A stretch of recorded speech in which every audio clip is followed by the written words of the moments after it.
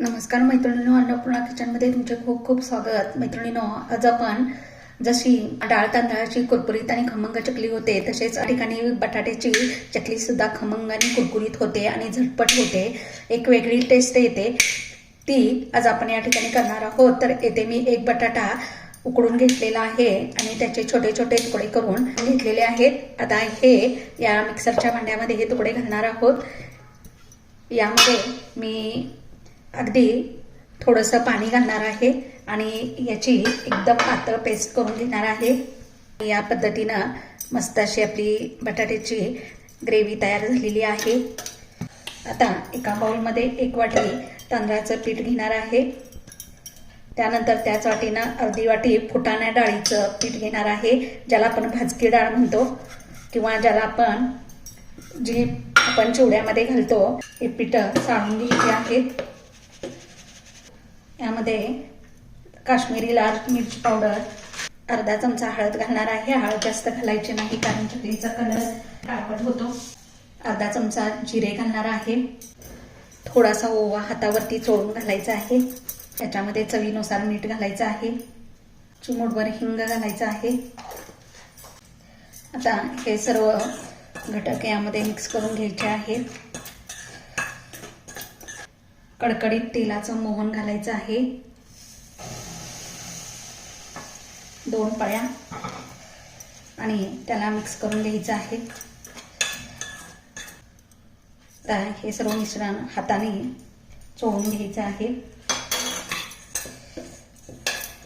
आता या ठिकाणी आपण जे बटाटा पाणी घालून बारीक करून घेतलेला आहे तो यामध्ये थोडा थोडा करून घालायचा आहे. पाण्याचा वापर याच्यामध्ये नाही करायचा. जेवढं लागेल तेवढंच याच्यामध्ये घालायचं आहे.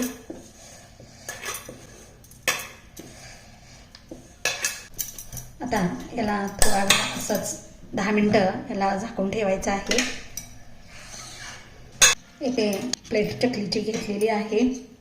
यामध्ये ही चकलीची प्लेट घालून घ्यायची आहे.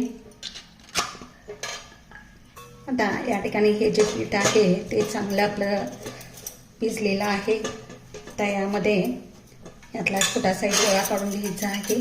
त्याला हातावरती जरा असं मळून घ्यायचं आणि त्याचा असा गोळा करून लांबट गोळा करून ह्या साच्यामध्ये घालायचा आहे आणि मला हव्या त्या आकाराच्या चकल्या याच्यामध्ये पाडून घ्यायच्या आहेत.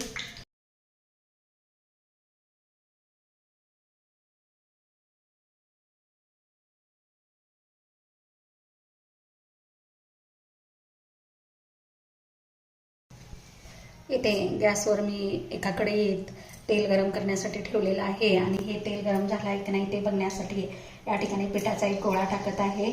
हा गोळा चटकन वर आल्यानंतरच आपण चकली त्यामध्ये सोडणार आहे. तेल कडकडीत गरम करून त्यानंतर गॅसची फ्लेम बारीक करायची आहे आणि मग चकली त्यामध्ये सोडायची आहे. जर आपण या ठिकाणी जर कडक न झालेल्या किंवा कमी गरम तेलामध्ये सोडली तर चकली आपली पसरली जाते. आता बघा, या पद्धतीने आपल्या चकल्या यामध्ये सोडायच्या आहेत. चकली जेव्हा भाजून वरती आल्यानंतरच याला आपण पलटवायची आहे. तोपर्यंत याला पलटवायची नाही. तर बघा, चकली वरती आलेली दिसते आहे. आता याची दुसरी बाजू आपण भाजून घेणार आहोत.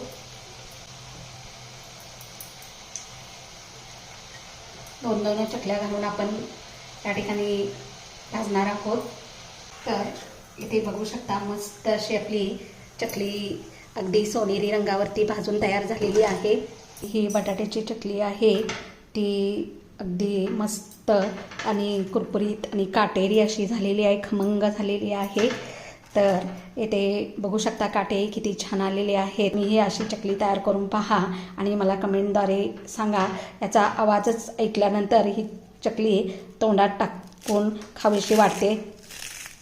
आणि माझी ही रेसिपी तुम्हाला आवडली असेल तर माझ्या चॅनलला लाईक आणि सबस्क्राईब करायला विसरू नका.